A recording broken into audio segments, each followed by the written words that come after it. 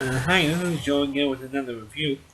I have taken, about a week off because, starting to run out of material and, didn't have anything else to talk about. But since today I'm doing recording this video and hopefully post it, this evening.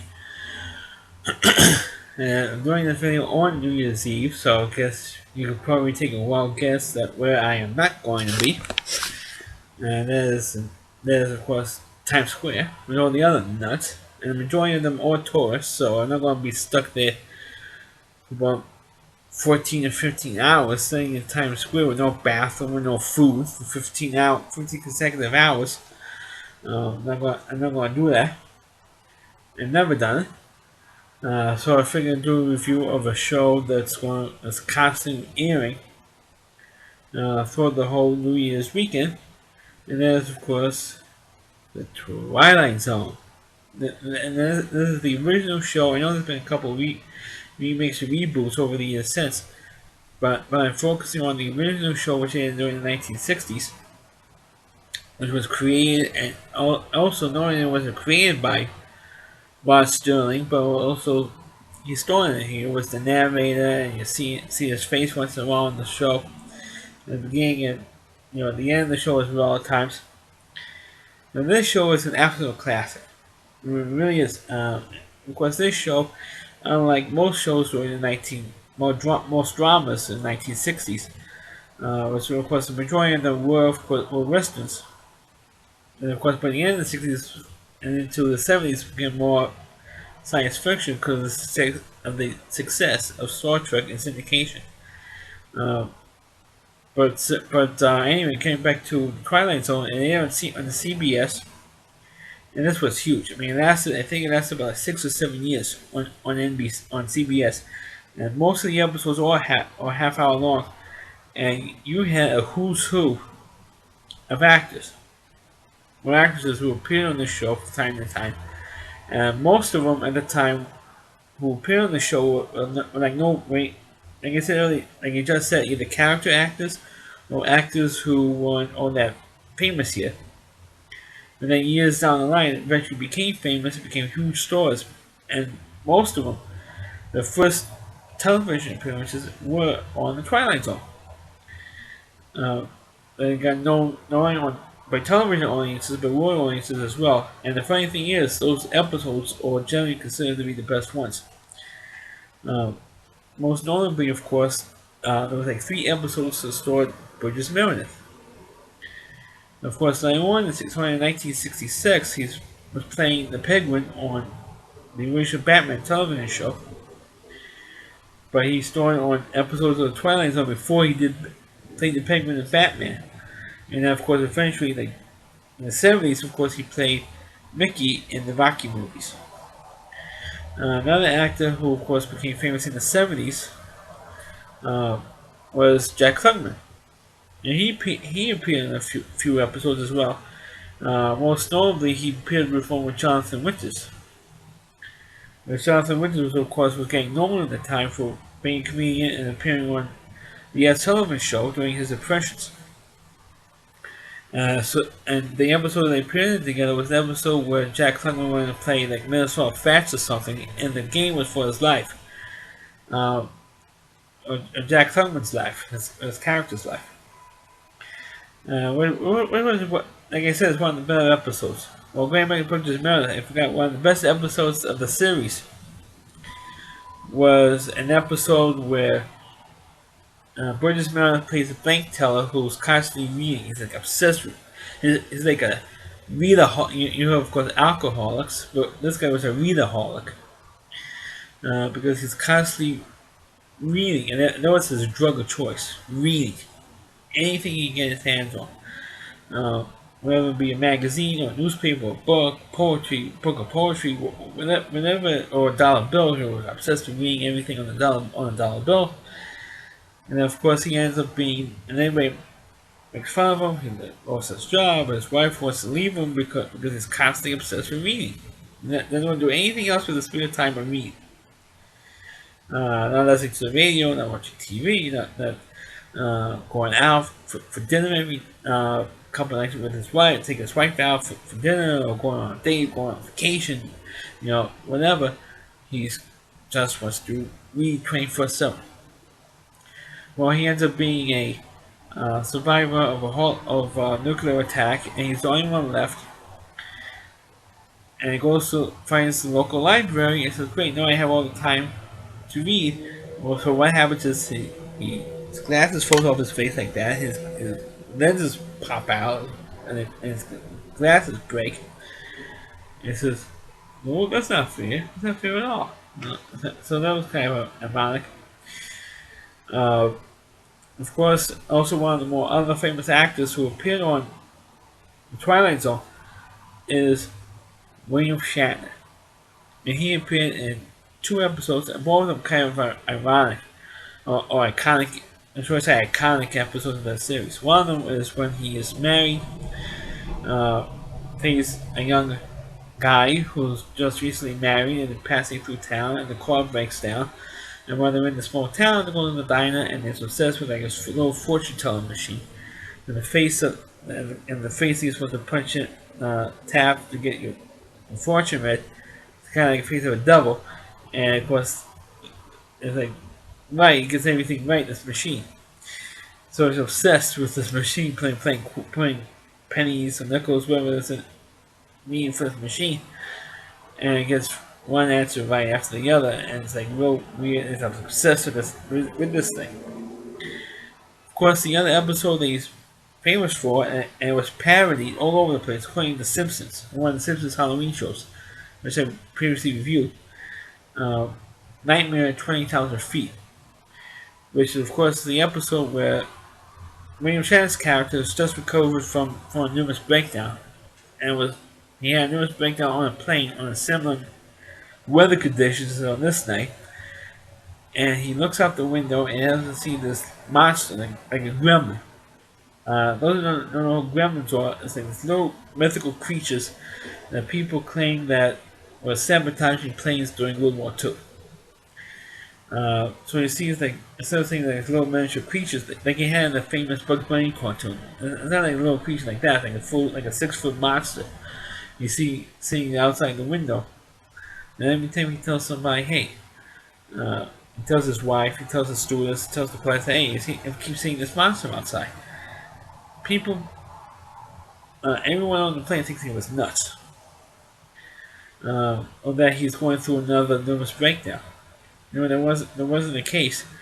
And the funny thing is, and you can actually see in the episode, there's one particular scene where just before his wife or the stewardess or the pilot looks out the window, you can actually see the monster being like pulled back the actor who was playing the monster, being pulled back on wires. You can actually see it being pulled by wires from right to left, being pulled by wires so that conveniently and nobody sees him. So what he did was he ended up getting a gun from somebody, and the seat that he's in just happens to be next to an emergency exit, conveniently next to an emergency exit. So you actually opens the exit door, and actually everybody has been sucked up. The compression of the plane being sucked up by the opening of the emergency door, and he starts to shoot at the monster. And he ends up shooting it. He does end up shooting the monster. And of course, when the plane does land, the camera turns over and look, there's the damage that the monster did on the engine, or the wing of the airplane. That's one of the famous episodes. Another one that I really like is another one iconic episodes is one called "Beauty in the Eye of the Beholder." There's one woman who was a beautiful blonde woman, beautiful face and everything else, and she wanted to have plastic surgery. And after you didn't see it through the whole until maybe the last 5 minutes or 10 minutes of the last 5 minutes of the episode, you don't see that she's a beautiful woman with a perfect face. Until of course the end of the episode, and the doctors have like a pig face. They all look like pigs. Their faces are like distorted, and they look more like pigs than humans. And they're all saying that she's ugly because she looks like a beautiful woman, and they're normal, and they look like like pig people or humanoid pigs, you know. And there was the episode. There was like the surprise twist. Uh, there was so many good episodes on the series. Of course, the one with the mask, where the old guy is dying, and everybody wearing masks for like morning glory, and people take masks off, and their faces now look like the masks that they were wearing. Uh, oh, there were like so many others were good ones. I mean, you can go on and on and talk about like talk talk for like an hour, just on the Twilight Zone.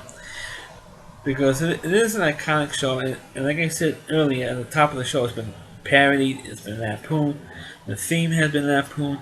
Uh, Several episodes has been parodied on The Simpsons, on the early Halloween shows.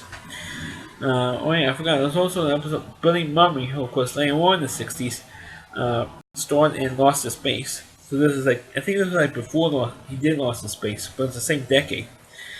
Uh, he played, of course, the character where controls with people that might go, things like that, and people change or change the outcomes and stuff, or has wills everything to his way. Instead of letting things be the way they are, he changes it the way he wants them to be. And if anybody says it's a noise all the time and thinking happy, he thinks them and they disappear. Um, they also did parody that episode on the Simpsons Halloween shows as well as the Nightmare on 20,000 Feet episode, which I just mentioned. But for those of you who are just now while watching this video, at least during New Year's weekend anyway, the Sci-Fi Channel starting last night, which is December 30th, through pretty much the entire weekend. Uh, they're airing every episode of the Twilight Zone in order.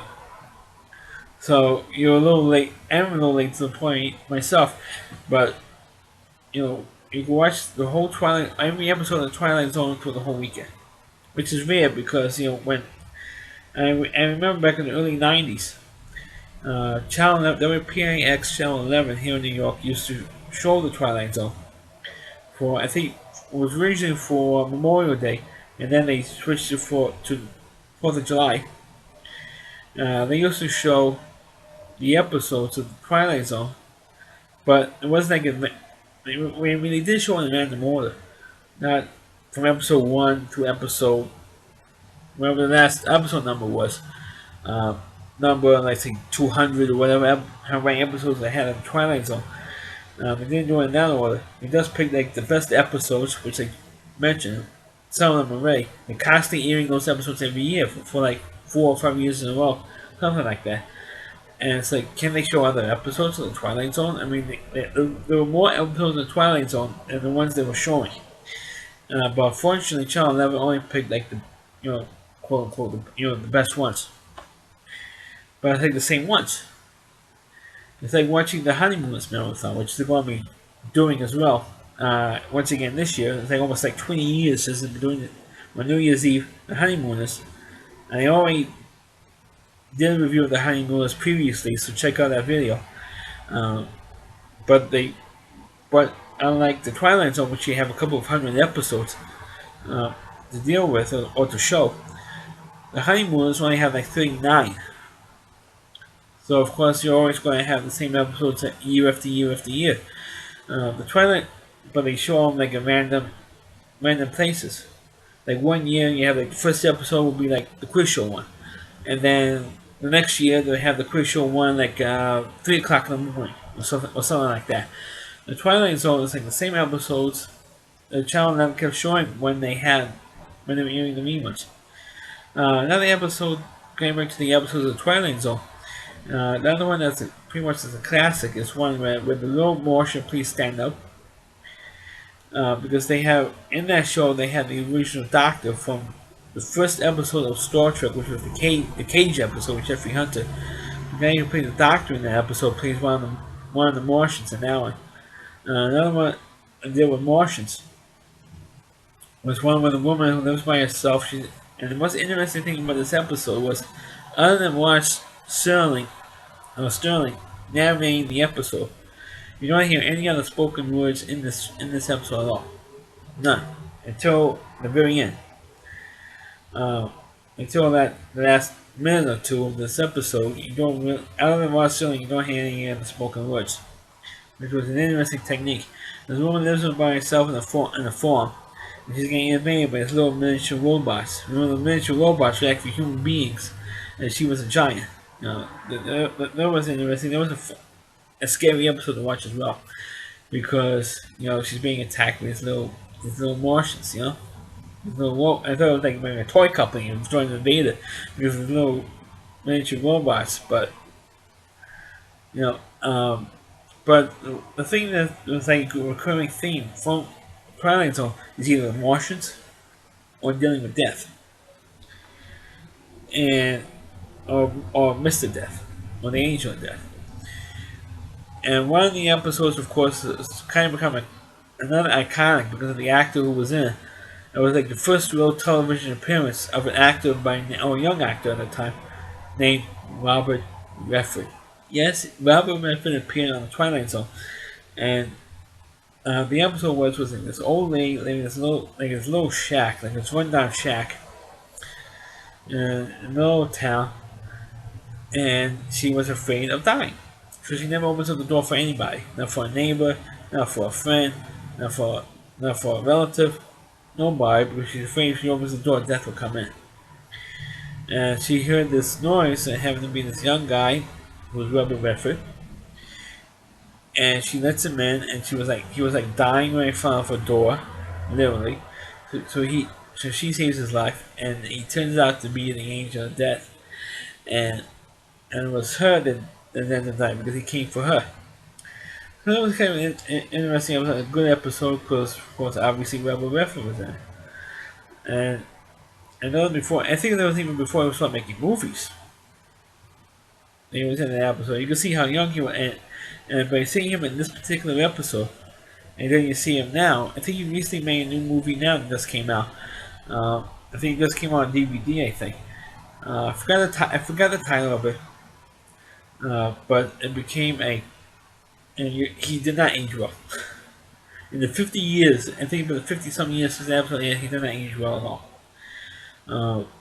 But Twilight Zone, it is a classic show. If you have a chance to watch it this weekend on the Sci-Fi Channel, please check it out. And also, you can check out all my other videos as well. And please stop watching my review on the movie Unfaithful because it got over 6,000 views now. It became a viral hit. But please check out my other videos. It's disgusting that nobody's watching my other videos at all. So please check out my other videos other than my Unfaithful review. Because it's getting ridiculous that everyone's getting hit after hit after hit. And my other videos, I get videos that don't even have don't even have 5 views. And this sucker, this video, with this one movie, got over 6,000. Anyway, what can you do, right? So this is my review of the Twilight Zone. Please check out the video. Please rate it. Feel free to comment on. Please subscribe to my channel and please forward this video onto your Facebook pages. You can check out all my videos on my YouTube channel, plus at rowdyc.com. That's OOWDY and then C.com. On the homepage is the Rowdy Reviewer. Check out all of his reviews plus all the other content on his website as well. Thanks for watching and see you in 2016.